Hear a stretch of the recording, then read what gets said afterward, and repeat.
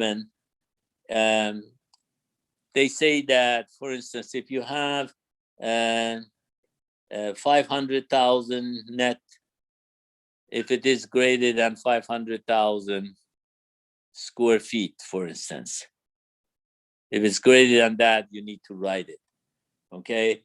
Well, retail and commercial, they say if you have greater than 700,000 square feet, you need to write that. Okay. For small retail, you probably don't need it. And again, all depends on the location of the activity. If you're talking about metropolitan area, like downtown area or area which is very congested, usually, even for smaller shopping, you need to write a traffic impact report. But if you are outside of town or area where there are not that much of a traffic, you probably can get by not writing it. Depends on the area. So for instance, for hospital, they are talking about if you have greater than 600 beds, it means that the hospital is big enough. Or for residential, for instance, that we have, if it is more than 1,000, okay, dwelling units.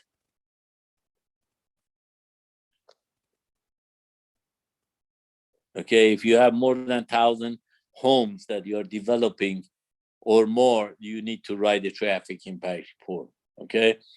And again, all of these changes depends on the city and depends on where the location is. For instance, these are the one that is listed in your book that they talk about Atlanta.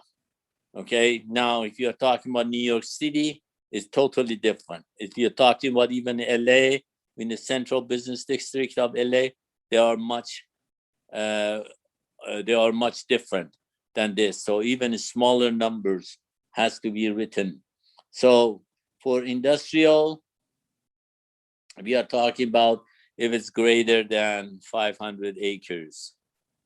Okay, so as I said, depends on the area. So the city that needs a traffic impact report, they tell you what should be this size. So you can ask them whether you need to write a traffic impact or not. Okay. For other types of mixed uses like industrial, residential, again, if you have mixed use means residential and commercial that we have. Okay, you need about greater than 500,000 square feet. Okay, so these are just the guideline for Atlanta. As I said, for every city is different. So that's what you do. Okay, so basically we have to write that. Now, some big project that we do, we have to write what we call EIR. That's the environmental impact report.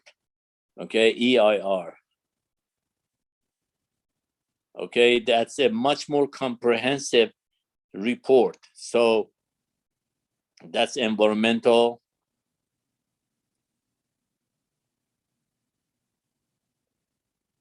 impact report.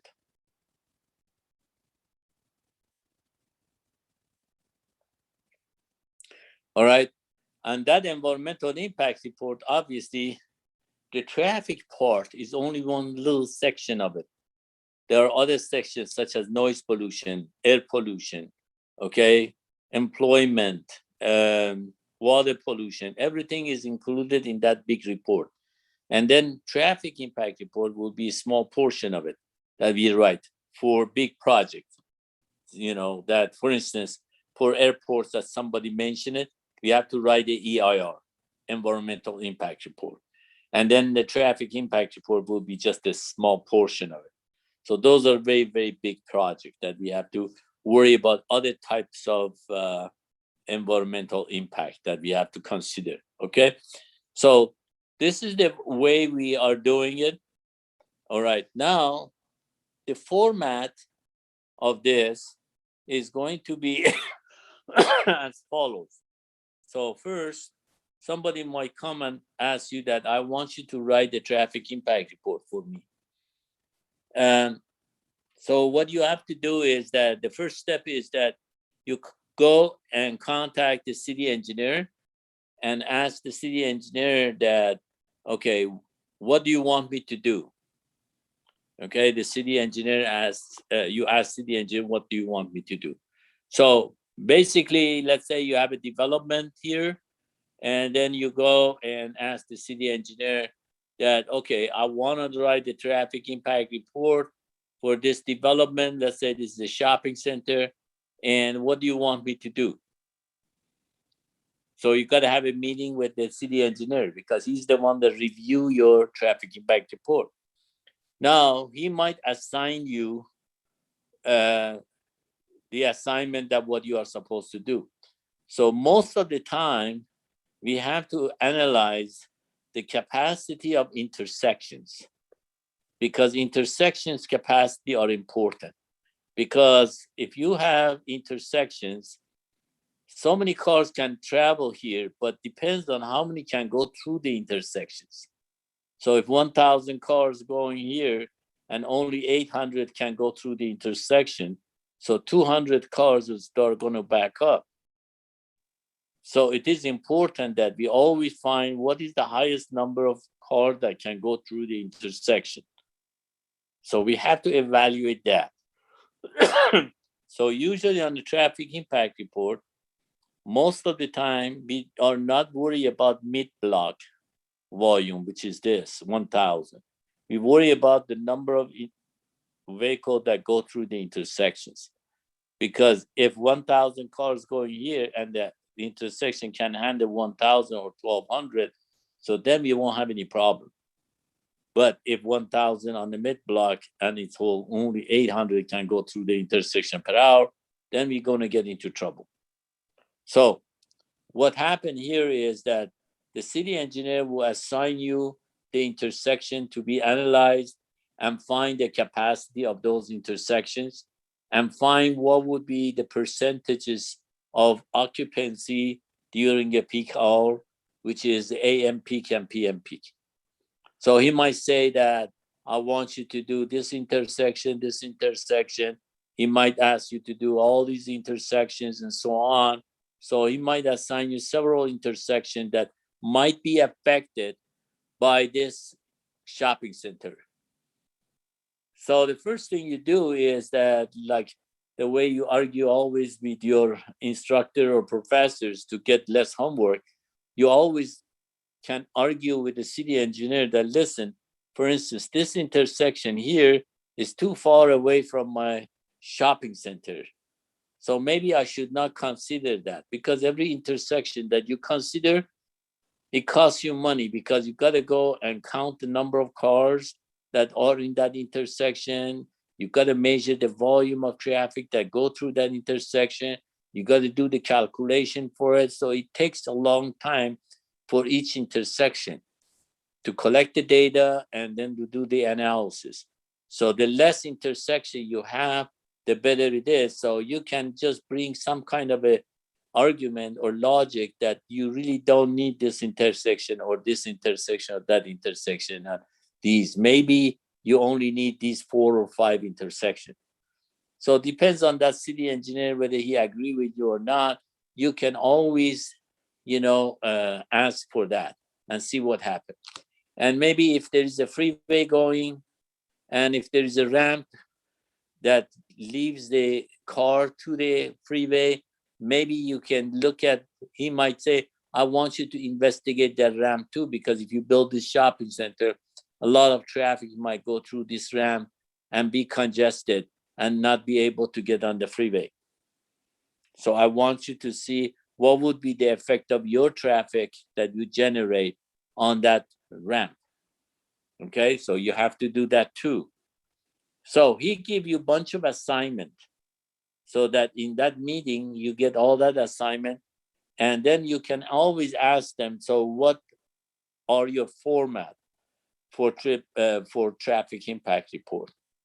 And usually their format is this, that you have to write a report that have your proposed development, such as this one. You have to show it in a map, that where is the location of that, okay, what zoning is, what type and shape and size of it is for your development.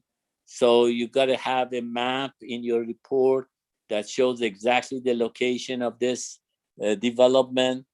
And then you have to look at all these streets. What type of streets are these? What's the functional classification of these streets? Are they arterial streets, or they're collector streets, or they're local streets? So you have to identify them. And if you identify them, you have to know how many lanes, for instance, each of them has. So you got to get into geometric design of all these streets, because you need to get that capacity analysis. You need all that information. And then another map that you need is to know is about the bus schedules and bus ways.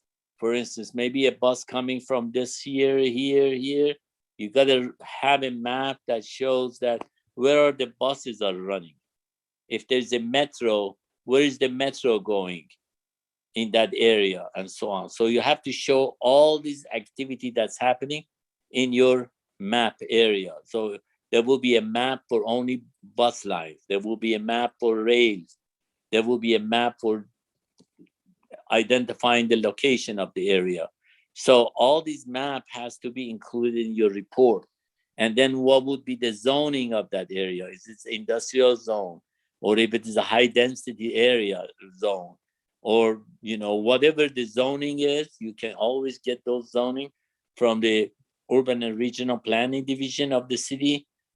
They have a map that shows exactly where your location is, what zoning you are in, and so on.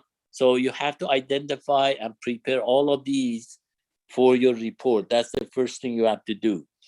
Another thing that we do go and drive our car, and we do a basic survey. And on those basic survey, we drive our car. We have to know what are the phases of these signals, how many second green, how many second red, how many second yellow. We have to identify that. If we don't have that information, we got to go to the city and find the cycles of these signals. So we have to get the information about all these signals. How long is it going to be green time? How many seconds will be yellow time or red time? And then we have different phases. Is this 2-phase, 3-phase, 4-phase, 5-phase, up to 8, 10 phases that we might have? So we have to identify even those phases, because when we do the capacity analysis, we need that. Okay? So all that information has to be included in your report. So what you have to do is that you always have a letter in front of your report that writes that accompany your final report, that who are you addressing this report to, which mainly is city engineer. You write a letter nicely and present your report to him. Okay. And so these are the things that you have to do at the beginning before you do the analysis. We don't have that much time left for me to go through all of these steps. Okay. So I will stop right here, because there's almost 2 or 3 minutes left for your quiz. I don't want to rush you guys through that. So make sure you can access your quiz, and make sure you have the equipment that you have to submit it on Canvas, and do that minimum